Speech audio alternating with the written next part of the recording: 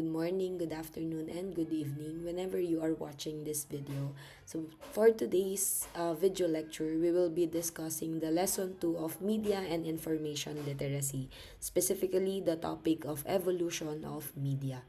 We will be discussing the evolution, meaning the development or the improvement of media forms from the pre-industrial period or age up until the current period or age that we are in, which is the information age. For the objectives of this lesson, there are two specific objectives, which are to identify the traditional media and new media and their relationships, as well as to editorialize the roles and functions of media in democratic society. Before we start the lesson, I want you to wonder first and read the situation below. A fire broke out on the second floor of one of the buildings of San Jose National High School. So if you know this news, this happened in real life wherein one of the buildings in San Jose National High School caught fire, and the most affected part of that building is the second floor. So I want you to ask yourselves, were you able to know this news, or are you familiar with this news? After answering that, if you are familiar, can you start wondering, if you were in a different period, how will you able to get the news? Why did I ask that question? Because I want you to think about what will happen if you are not living in the current age or current time that we are living in right now.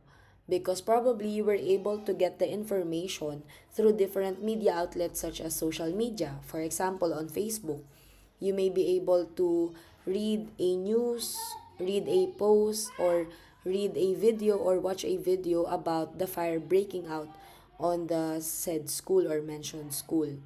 But if you're gonna wonder what will happen or how will you get the same information if you are living in a world wherein there are no media outlets that I have mentioned, such as Facebook or other social media applications.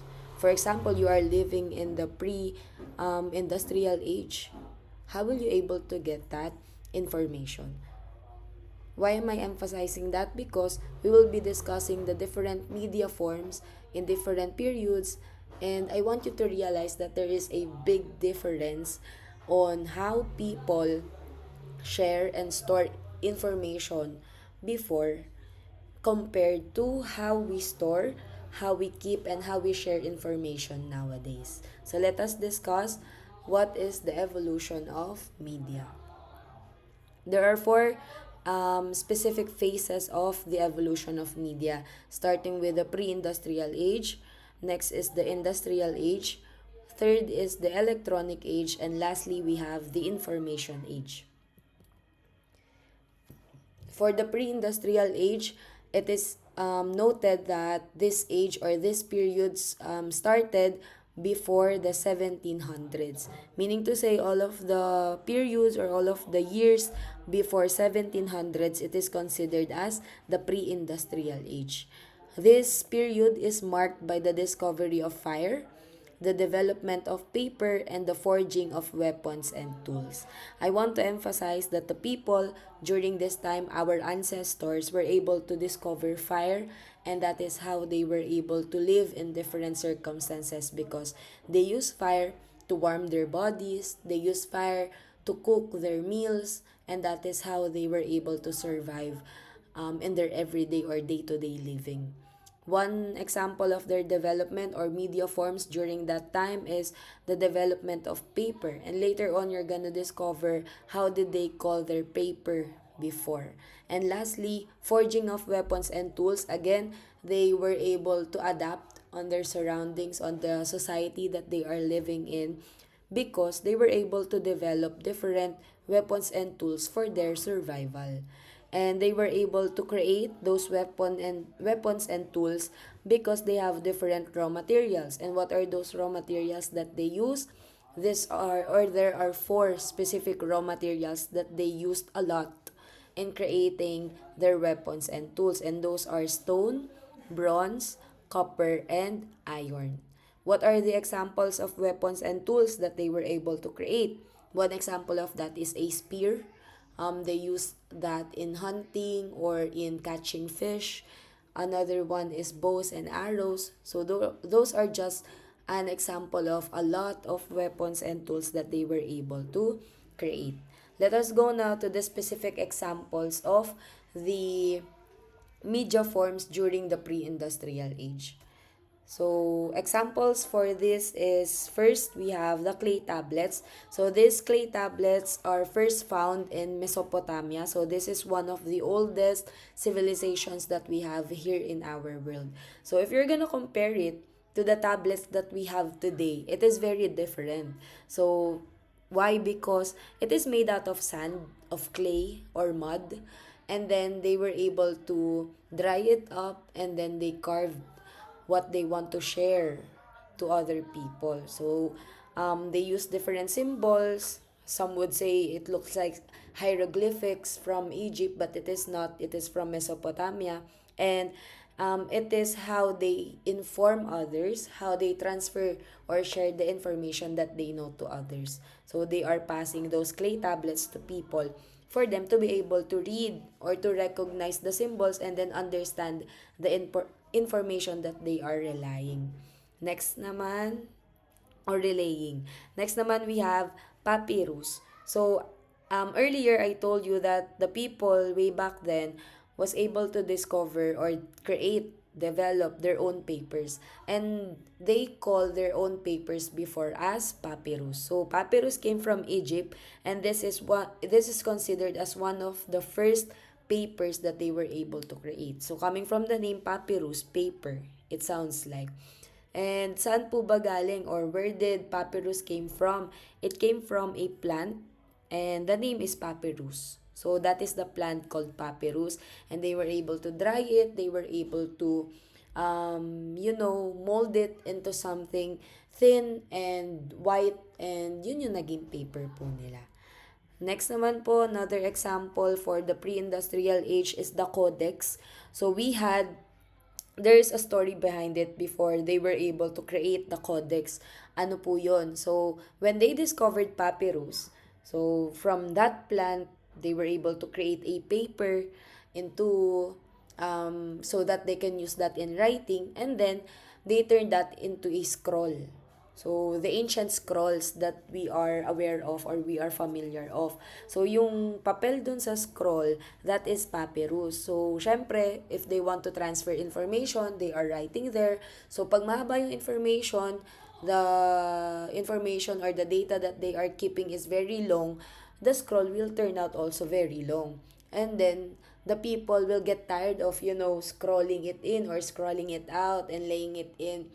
So, kapag ganun, nahirapan sila. So, they try to find ways on how, paano nila mas mapapadali yung kanilang pagbabasa ng mga information. So, they discovered that they can cut up the pages of the papyrus and then they can turn that into a form ng book.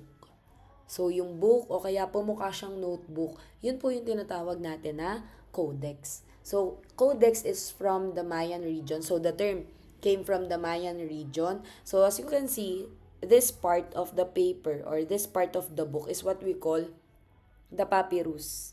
Kasi yan yung isang page. And then, when they compiled it, syempre maraming pages yun kasi nga mahaba siyang information. Tinahin nila yung gilid and then that turned out as the codex. So, ibig sabihin, mukhang libro po yung codex coming from the paper or coming from the papyrus. So, yung codex po, it is known as the prototype of a book. Kasi nga, kaya siya sinabing prototype, meaning ito yung pinaggayahan ng idea ng mga libro. Yun po yung codex. Last example that we have for the pre-industrial age is the printing press. It came from China. So, if we're gonna look at the picture, as you can see, there is this material that they are using and they are carving it out and then they will stamp it. That is how the older printing press works. Nag-i-stamp lang po sila. So ngayon, based on what you can see on the picture, ano po bang material yung ginagamit nila dito? During the pre-industrial age, they are not really that fond of using iron. Hindi sila masyadong marunong gumamit ng metal. Kasi nga, syempre, it is not that malleable eh. Hindi siya, kumbaga, agad-agad napapasunod mo yung form, hindi mo siya agad nauukitan, mahirap siyang gamitin as a material. So, ano pong ginagamit nila? In this printing press, they are known to use woods. So, kung makikita nyo dyan, para siyang punong kahoy na inukitan po nila. So, yun po yung printing press during the pre-industrial age. Now, moving on to the industrial age. The industrial age, the scope of this period is from 1700s up until 1930s. So, di ba kasi yung pre-industrial age is from tawag dito, 1700s na paatras. So, ito naman po, it started from the 1700s onwards naman siya. So, yung range niya is from 1700s hanggang 1930. So, it is very long. But of course, if we're gonna compare it to the pre-industrial age, hindi talaga natin masusukat kung ano yung mas mahaba eh. Pero, considering the years, it is very long, the industrial age. So, sabi po dito, during this period, the people used the power of steam. They were able to develop machine tools as well as the establishment of iron productions and the manufacturing of various products started during the industrial age. So, ano po yung gusto kong i-emphasize during this period is that during the pre-industrial age, one of the most important discovery of the people is fire. Because as I've mentioned, they use that to survive their day-to-day living. So, they use fire sa kanila pong pamumuhay, sa pagluluto ng pagkain, sa pagpapainit ng mga katawan nila kapag sobrang lamig. Ginamit po nila yung fire. But then, the people, over time, they were able to discover na marami pa palang ibang gamit yung fire. And one example of that is to produce steam. And now, they were able to realize that when they use steam, they can use the power of that to make things work para mapagana nila yung mga bagay-bagay. So, ano pong example nun? One example of that are trains. Yung mga steam-powered trains natin. So, they were able to understand na kapag pala may coal, kapag may fire yung coal, kapag meron tayong water, tapos pinakuluan yung water, makaka-form siya ng steam, and then, gagana siya. Nag-work siya as a power sa iba't ibang mga machines and devices na meron po yung mga tao. So, because of that, because of the discovery of the power of steam, they were able to create transportation and other tools, machines that they were able to use to make their life better, to make their everyday life better. And then, after those, they were able to also discover the iron production, meaning to say, hindi na sila masyadong gumagamit ng mga kahoy. Hindi na sila masyadong gumagamit ng ibang materials such as mud, clay. Hindi na sila masyadong maganon. In this period or age, they were able to discover machine tools to use into forming different products using iron as a raw material. I have here different examples, and one of that is typewriter. So, typewriter, it is created during 1800s. So, pasok siya dun sa timeline ng industrial age. And as you can see, actually, even though the picture is not colored, you can tell that typewriters are made out of metal. They are made out of iron. And I think if you are able to find a real-life typewriter, I think I want you to try to lift it because it is very heavy. And even yung keyboard niya, yung pindutan po niya, it is very hard to press because it is iron made. Yung mga original na typewriter po, it is iron made. Kaya mabigat talaga siya. So, yung mga pins na nandyan, yung parang sa piano po yung nagko-control sa kanya, all of those are iron ang ginamit as material. So, that is typewriter. Next naman po, we have the newspaper. So, one of the oldest newspapers that existed in the world is the London Gazette. So, nakalagay po dito is 1640 or 1665. Baka po magtaka kayo, Miss, why is it on the industrial age when the year that it was discovered or created belongs to pre-industrial age. Kasi it is before 1700s 1640 or 1665. So, bakit po siya nakalagay po dito sa industrial age? Although the newspaper was created before 1700s or during the pre-industrial age, the manufacturing or the production of the newspaper in heavy amounts, kumbaga yung mass production of the newspaper happened only during the time of the industrial age. Bakit po? Because when it was discovered, the newspaper was discovered, it was hand written o kaya po it was printed by using wooden blocks. So, yung kanina na mga wooden planks na ginagamit natin for stamping, yun po yung ginagamit nila before. And that is very laborious. Ibig sabihin po, sobrang matrabaho po nun. Kaya po, hindi siya napoproduce ng sobra.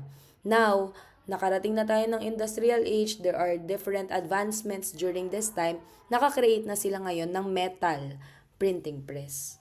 So, gumamit na sila ng iron. That's why the people were able to create or the people were able to have the mass production of the newspaper. Kaya siya nandito sa industrial age. Kasi during this time, hindi na lang siya sa mga magkakapitbahay umiikot, but rather, umiikot na siya on different parts of the world. Umiikot na siya from different parts of the country. Ganun na po yung production of newspaper on the industrial age. Next naman po natin, we have the telephone. So, it was 1876 when the telephone was created.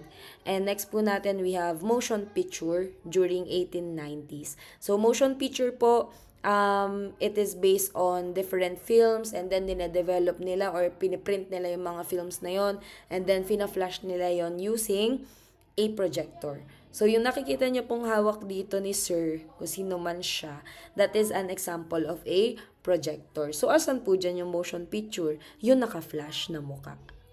Yun po yung motion picture na tinatawag natin. Okay po, so that is during 1890s. Next naman po, for the electronic age. So, it is, the scope of this period or age is 1930s to 1980s. So, very short period and yet, it is very eventful. Bakit po eventful? Kasi, one of the most important discoveries as well was discovered during this time. And ano po yun?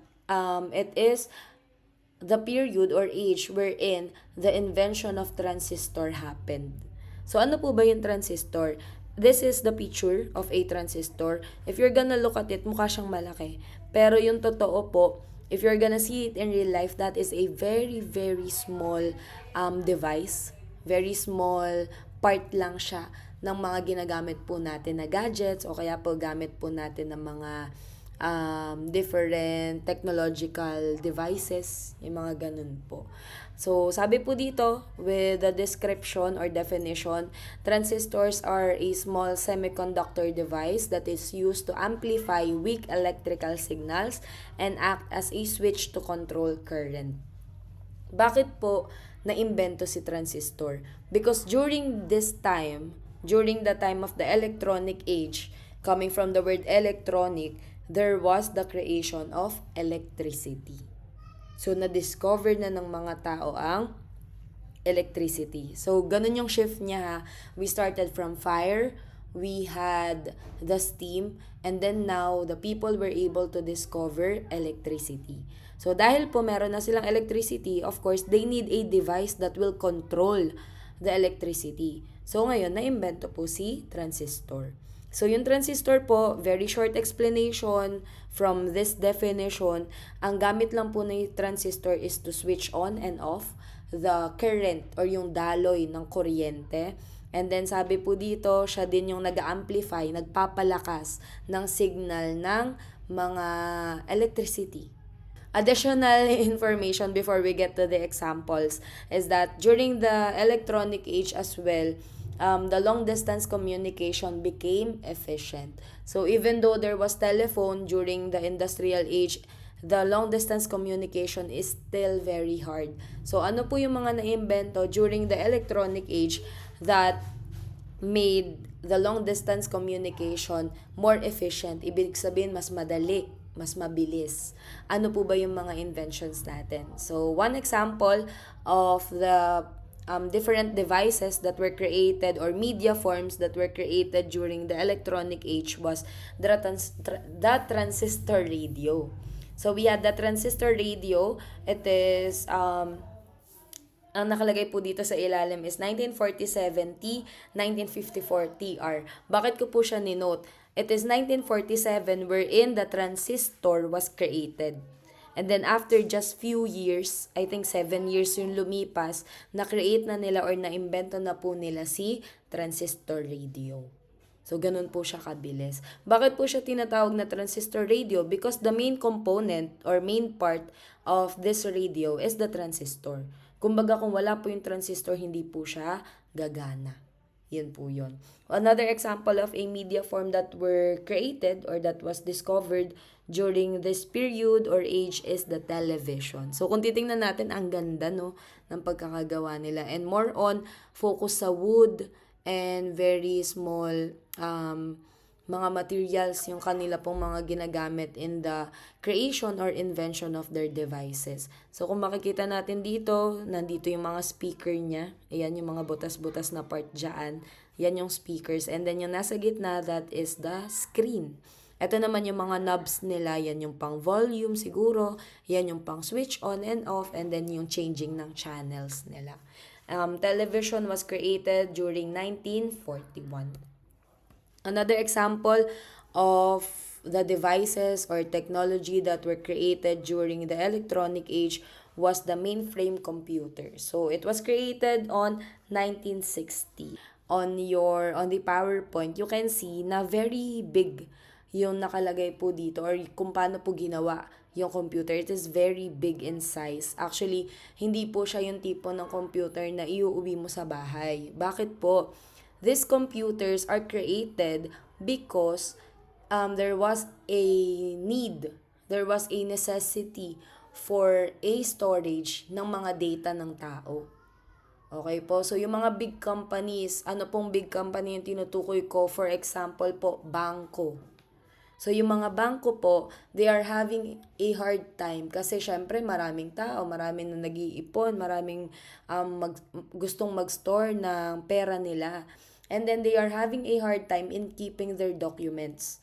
Yung data nila, nahihirapan sila na mag-keep up sa dami ng tao. So, ano pong ginawa nila? They collaborated with a brand, which is the IBM, and then sila yung nagtulungan na gumawa ng product na computer. So, ibig sabihin po, yung mga pinakaunang gumamit ng computer ay mga bangko. So, yun nga, it is very hard for people to use mainframe computers at home kasi nga, it is not intended actually for personal use. Hindi siya para doon. Ginawa ang computers because they want to store big amount of data because ito po ay para sa iba't ibang mga industries such as bangko. Okay, so yun po yung trabaho dati ng mainframe computer. After a few years, 1960 yung mainframe computer, 1976, the first personal computer was created and that is Apple I. So, nag-start na tayo sa mga Apple products. So, di ba ang iPhone ngayon, yung Apple natin ngayon is parang ang lalabas na po is 18. Ito po yung sinaunang Apple. So, this is the Apple I. Okay? Meaning po ng PC, ibig sabihin po personal computer. So, what is the difference? Of course, sabi ko nga po, itong mainframe computer, these are for big industries. Para po siya sa mga negosyo, para sa mga kumpanya. Yung personal computer po, this is for individual work, this is for individual use. Personal use po siya. So, kung makikita po natin, meron siyang, hiwa-hiwalay siya eh. Meron siyang motherboard, meron siyang monitor, may switches, and meron tayong keyboard dito.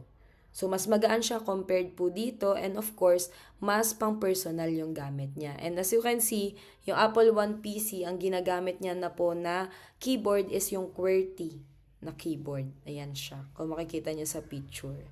QWERTY na yung keyboard na ginagamit during 1976. Next na po natin, and last age or last period that we have is the information age. So, the information age, the scope of this period is on 1900s up until 2000s. or present. Kasi hanggang ngayon po, this is the age that we are living in or the generation that we are living in. So, baka po magtaka kayo, baka sabihin nyo po na bakit po yung electronic age kanina, 'di ba sabi po hanggang 1980 siya. Bakit ito po 1900s? So, let's start with 1980s up until the 2000s. So, yun po yung sakop po ni information age. So, ano po ang biggest, kumbaga life-changing invention or discovery during the information age? Of course, it is the one thing that we cannot live without ngayon, and that is the internet. Okay, so kung babalikan natin, pre-industrial age, fire. The industrial age, steam. We have the electronic age, which is the electricity. And lastly, we have the information age, which is the internet. So sabi po dito, the internet was able to pave way for faster communication, for the creation of social network. So ano po bang target ni internet? The only target of the internet at first was, of course, to provide faster communication and specifically long distance communication. But then, of course, very creative ang mga tao. Marami na tayong iba't iba pang mga naging gamit or naimbento galing or because of the internet. So, sabi dito, microelectronics, meaning of the micro is small. Ibig sabihin po, kung yung mga transistor radio, yung mga TV natin dati medyo malalaki and mabibigat pa sila, ngayon po, paliitan na tayo ng mga electronic devices. So, ano pa po ba yung mga electronic devices? One example of that I want to emphasize is the wearable technology. So, there are different technological devices that we can wear nowadays. Ano po yung mga example nun? Yung mga watch po ninyo. Smartwatch specifically. So, pwede na kayong mag-reply sa gamit lang po yung relo ninyo. Pwede na kayong magbasa ng message. Some watches actually can monitor the heart rate of the person. So, yung mga health conscious, actually, bumibili sila ng smartwatch. Yung mga ganun po. Even actually, yung mga rings. Meron na po ngayon na rings na monitor ng sleep, yung heart rate, yung stress level ng isang tao. Okay po. Let us go into the examples of the media forms or media devices that were invented during the information age. And as I mentioned, actually, sobrang dami po ng mga naimbento during the information age. And up until this day, ang dami pong naimbento ng mga tao araw-araw. So, let us focus more on again, the revolutionary inventions, yung mga nakakapagpabago talaga ng buhay po natin. Ano-ano po yung mga example nun? First, we have here the social media. I think sa panahon po ngayon, wala pong kabataan na wala pong social media. Bakit po? We are very exposed to it. We are, we are very dependent on social media nowadays. Para siyang TV ng mga millennials, 'di ba? Hindi mabubuhay yung mga millennials na walang TV. So tayo, ngayon sa panahon ngayon, there are a lot of people who are heavily dependent on social media. So when was social media created? It was during 2002. And what is the first social networking site or social media platform that was created? It was Friendster, not Facebook. Okay, so bago maimbento si Facebook, andyan muna si Friendster. So, siya yung pinakaunang social media or social networking site na naimbento. Next po natin, we have virtual reality. So, if meron tayong AI, nagkaroon din po ng AR before, that is augmented reality. And that came from virtual reality. So, in this device, actually, para lang naman siyang if you are familiar with EK, kung nakapunta na kayo doon and nakasakay na kayo or nakapag-try na po kayo ng Rialto, para siyang ganon. You are seeing things in 3D. Actually, hindi nga lang 3D, parang 4D, 7D na yung kanya pong ginagamit. Bakit po? You are gonna put a device here. So, yan mismo yun. Mukha siyang helmet, para siyang actually goggles na malaki. So, maglalagay kayo ng device dito, maglalagay kayo ng parang cellphone, ganon, and then you're gonna play the video that you want to feel like you're in it. Yung parang feeling mo nandun ka talaga sa lugar na yon. So, pwede ka play ng roller coaster. So, yung feeling mo dyan, pag suot mo siya, para kang nakasakay talaga doon sa roller coaster. But of course, sa paningin mo lang yon. That's why it is called as virtual reality. Next naman po natin, of course, search engines. So, nandito po sa picture is the logo of Google. But the first search engine that was created was Yahoo. So, yung Yahoo search engine started from 1995, and then after a year, tsaka nabuo or na-create si Google as search engine. So, yung search engine, yun po yung mga ginagamit natin para makapag-search tayo or maka-access tayo ng information in the internet. Next naman po, we have, of course, the smartphone. So, same thing with social media. Actually, parang I doubt na there is someone or there is an individual still na wala pong cellphone. Siguro maliban sa mga bata at maliban dun sa mga nasiraan ng cellphone. Pero, actually, if you're gonna survey a lot of people, they will say na smartphones are a necessity. Hindi na lang siya want sa mundong ito. Isa na siyang pangangailangan. So, kailan po ba naimbento ang mga smartphones? It was 1992. So, that's all for this lesson. If you have any questions, if you have something that you want to clarify, just send it sa GC po natin. I will gladly answer them. Goodbye, everybody.